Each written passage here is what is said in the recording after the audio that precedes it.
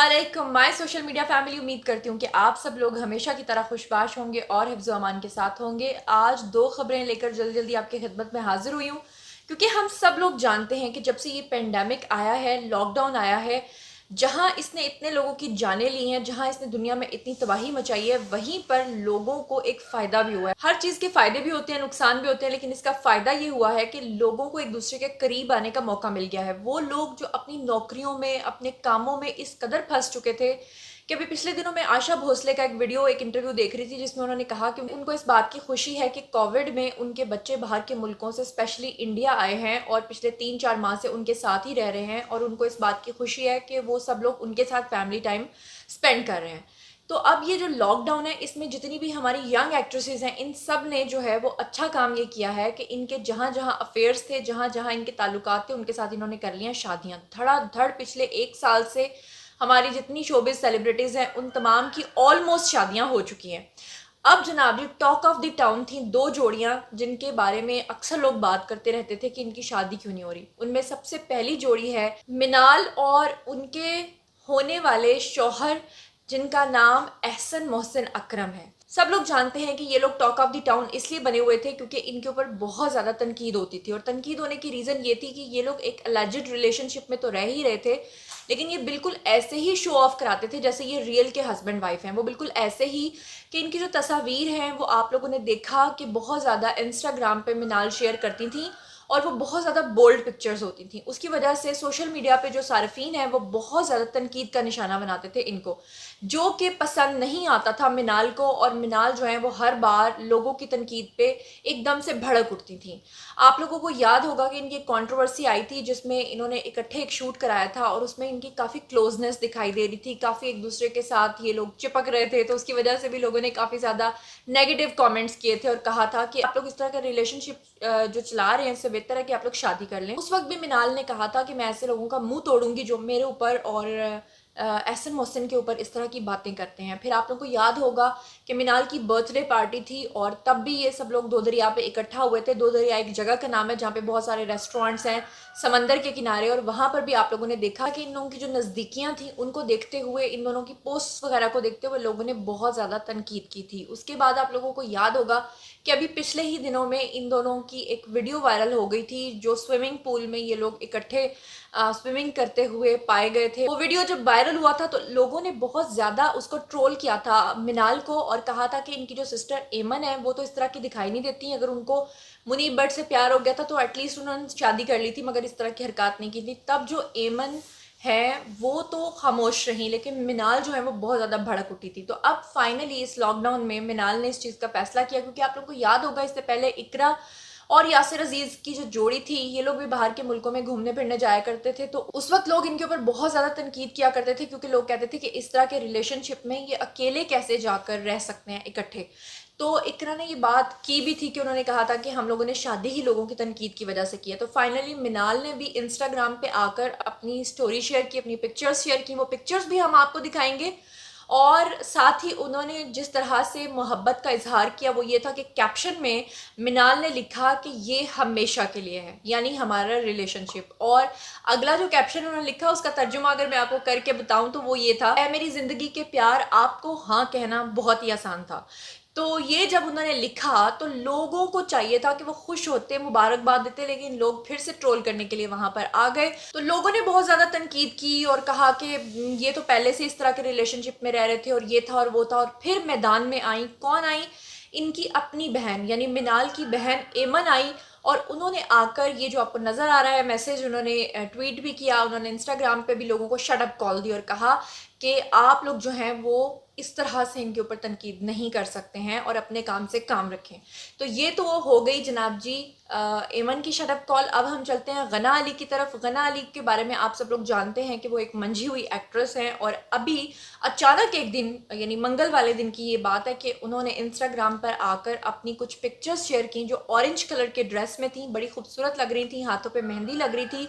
और वहाँ से लोगों को पता चल गया कि जनाब इनकी मेहंदी की रस्म हो रही है और इनकी शादी होने जा रही है। लेकिन लोग बड़े क्यूरियस थे कि गना अली अपने हस्बैंड के बारे में कुछ बताएं और फाइनली ये हुआ कि गना अली ने अपने हस्बैंड के साथ अपनी पिक्चर शेयर की। मगर ये क्या जो होता है सोशल मीडिया यहाँ पर मुझे एक बात का एतराज़ है, एक बात की मुझे खुशी है कि सोशल मीडिया पे ये एक ऐसा प्लेटफॉर्म है जहाँ पे फ़ौरन आपको पता चल जाता है कि लोग इस चीज़ को पसंद कर रहे हैं, नापसंद कर रहे हैं, और एकदम से फीडबैक सामने आता है। लेकिन बाज़ दफ़ा लोग फीडबैक देते हुए इतने क्रूअल हो जाते हैं कि लोगों को ये भी ख्याल नहीं रहता कि जिसके ऊपर हम तनकीद कर रहे हैं उसके दिल के ऊपर क्या गुजरेगी।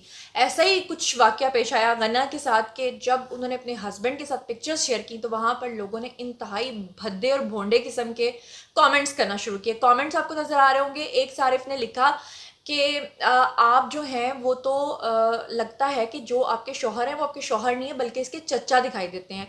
किसी ने लिखा कि ताया दिखाई देते हैं, किसी ने लिखा कि बहुत बड़े अंकल दिखाई देते हैं। मतलब ये कि उनके शौहर के हवाले से बहुत ही गलत किस्म की बातें की गई, उनके हस्बैंड के मोटापे को लेकर बॉडी शेमिंग की बातें की गई, उनको ओबेसिटी के ताने बजे।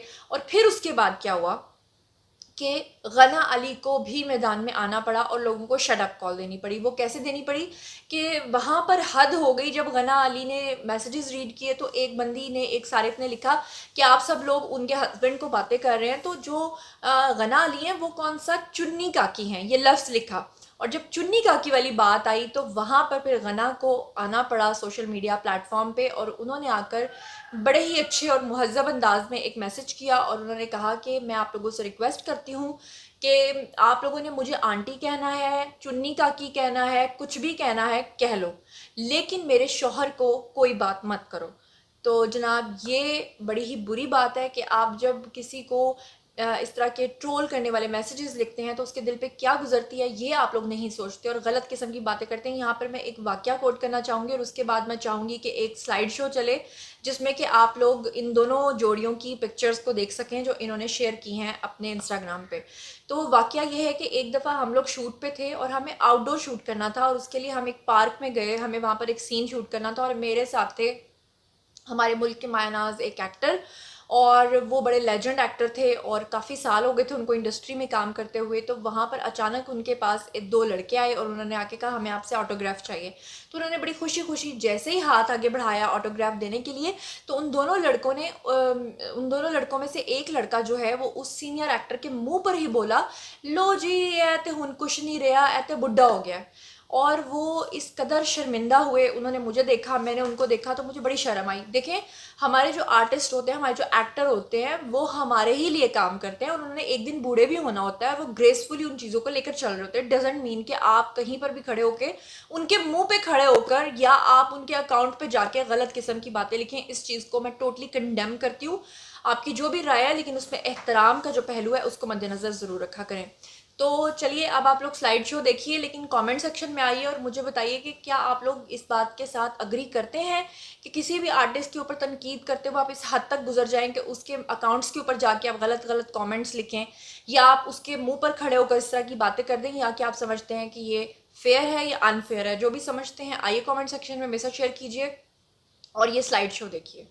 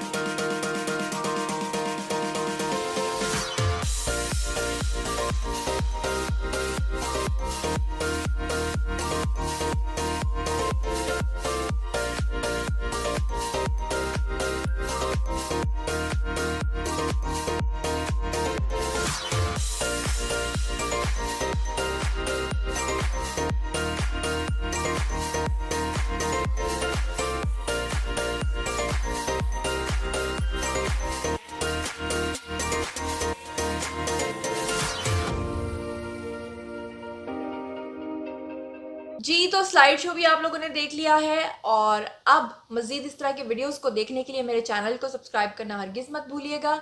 अपना बहुत बहुत ख्याल रखिएगा। अल्लाह निगहबान।